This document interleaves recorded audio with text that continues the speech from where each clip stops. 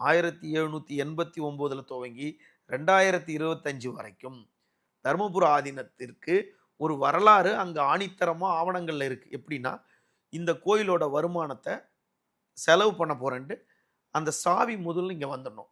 அங்க உள்ள வந்து ஒரு ரகசிய அறை இருக்கு. ஒரு பெட்டக அறை இருக்கு. மரகத லிங்க அறைகள் இருக்கு. கோவிலோட சாவிகள் இருக்கு. உண்டியல் சாவிகள் இருக்கு. இப்படி எல்லாமே இவங்க கிட்ட இருக்கு.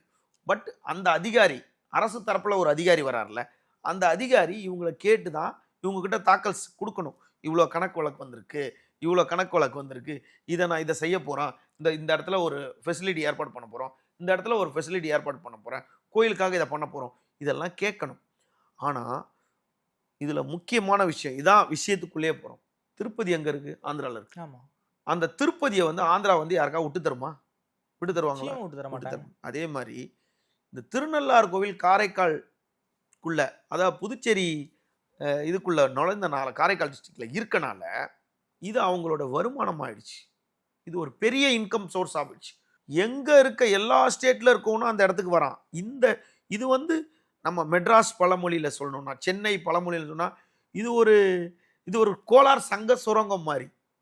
இதை எதுக்கு நான் இன்னொருத்தங்க கிட்ட குடுக்கணும் அப்படின்னு சொல்லிட்டு, நமக்கு அங்க இருக்கிற 30 ஆண்டுகளுக்கு மேல திருநள்ளாறுல இருக்கிற ஒரு தம்புரான் சுவாமிகள அவங்கள உதாசீனப்படுத்த, அவருக்கு இப்போது 80 வயது.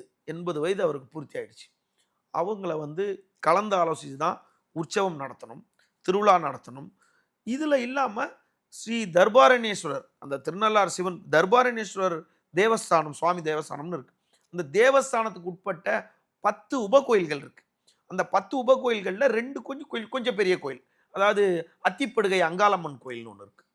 அத்திப்படுகை அங்காளம்மன் கோயில் பக்கத்துல ஐயனார் கோயில் இருக்கு, காளி கோயில், இந்த மாதிரி சின்ன சின்ன கோயில்கள் இருக்கு. இப்போ எந்த நிர்வாக கணக்கு இப்ப நேரா கோயிலுக்குள்ள வந்துரும். 2012ல இருந்து இன்ன வரைக்கும் திருநள்ளாறு கோவிலுக்கு ஆடிட்டிங்கே பண்ணல. ஆடிட்டிங் பண்ணணும்னா என்னென்ன, ஆடிட்டரை கூட்டிட்டு வந்து, அங்கீகரிக்கப்பட்ட ஆடிட்டரை கூட்டிட்டு வந்து, அந்த ஆடிட்டர்ல கணக்கு வழக்க தாக்கல் செய்து தணிக்கை செய்யறதுன்னு பேரு. ஆமா. அந்த தணிக்கை செய்து அதை முறையா அரசுல தாக்கல் செய்யணும். இங்க தணிக்கையே பண்ணல. ஒரு 5 வருஷத்துக்கு 3 வருஷத்துக்கு ஒரு வாட்டி ஒருத்தர் இவங்களே ஒரு ஒரு பிரைவேட் ஆடிட்டர் கூட்டு வருது.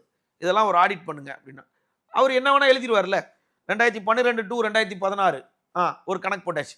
திரும்ப ஒரு 3 வருஷம் பொறுத்து எதாவது கேட்பாங்களா? எப்பெல்லாம் இவங்க ஆடிட் பண்ணுவாங்கன்னா, யாரெல்லாம் எப்பெல்லாம் தகவல் பெறும் உரிமை சட்டத்துல வந்து ஆடிட்டிங் டீட்டெயில் குடுங்க அப்படின்னு ஓகே. கேட்கறாங்களோ, அதை கொடுக்க மாட்டாங்க. குடுக்காம என்ன பண்ணுவாங்க, நீங்க என்ன ஆர்டிஐ கேட்டாலும் தர மாட்டாங்க. குடுக்காம என்ன பண்ணுவாங்கன்னு கேட்டா, ஆடிட்டிங் பண்ணதா ஒரு ஒரு சீன போடுவாங்க. ஆனா ஆடிட்டிங்கே பண்றதில்ல.